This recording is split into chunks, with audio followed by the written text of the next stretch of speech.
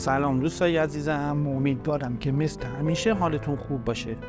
من مرتضی هستم و امروز قراره با هم یه گردش متفاوتی داشته باشیم در آخرین مقصد هر انسان، تازه‌آباد رشت. امروز 24 اسفند ماه و آخرین پنجشنبه ساله، ساعت حدود 4 عصر. گیلانی ها مثل تمام ایرانی ها آخرین پنجشنبه سال رو اختصاص میدن سر زدن به عزیزان سفر کرده شو. هر کسی که در اینجاست یک عزیز سفر کرده این داره. تازه‌آباد رشت یکی از بزرگترین قبرستان های رشت محسوب میشه که در نزدیکی میدان جانبازان و حاجی آباد قرار داره. این قبرستان از چند بخش مختلف تشکیل شده: بخش شهدا، بخش خانواده معظم شهدا، بخش هنرمندان و اشخاص عادی. سعی کردیم در این ویدیو از همه بخش ها ویدیوی کوتاهی داشته باشیم، به خصوص بخش هنرمندان که مقبره عزیزان هنرمند بزرگی چون فریدون پوررضا در این بخش قرار داره.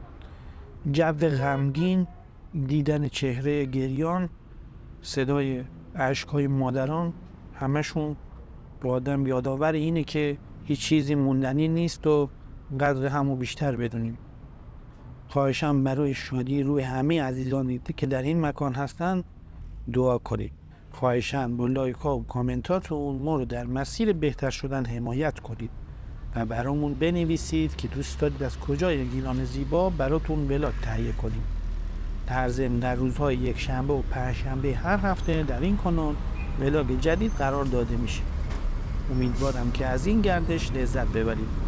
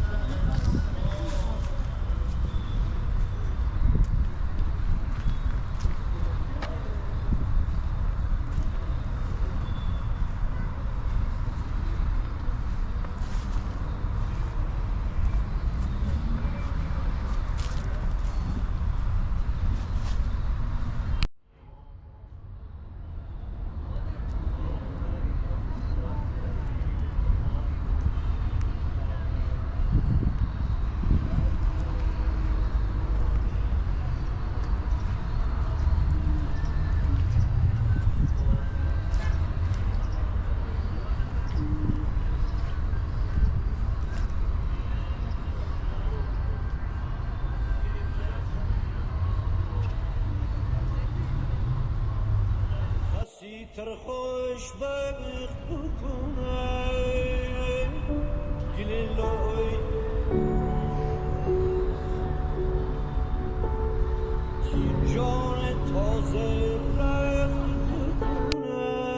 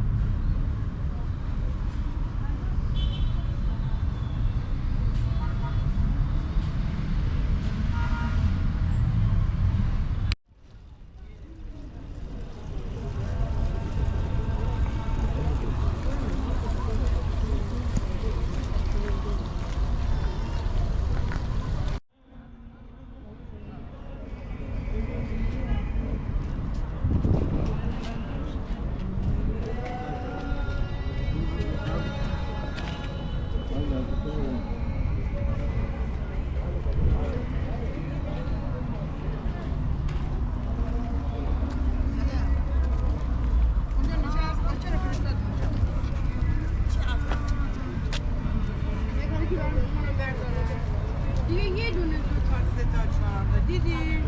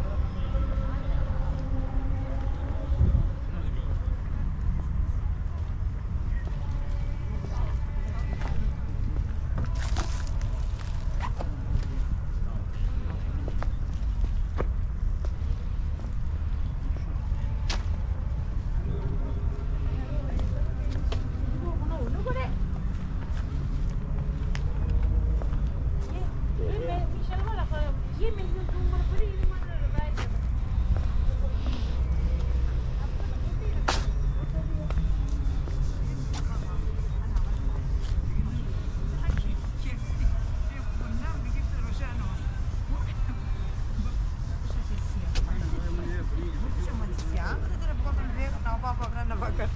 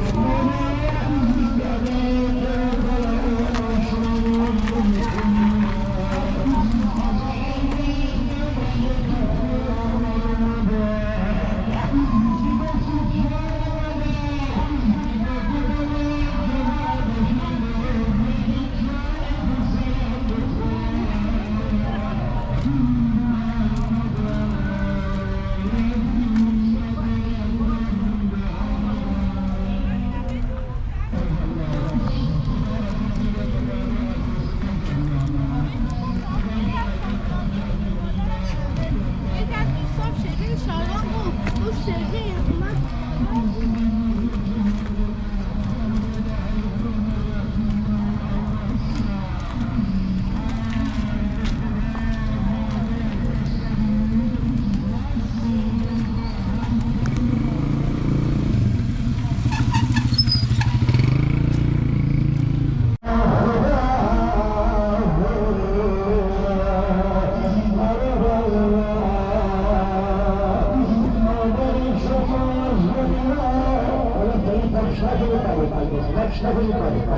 That's a good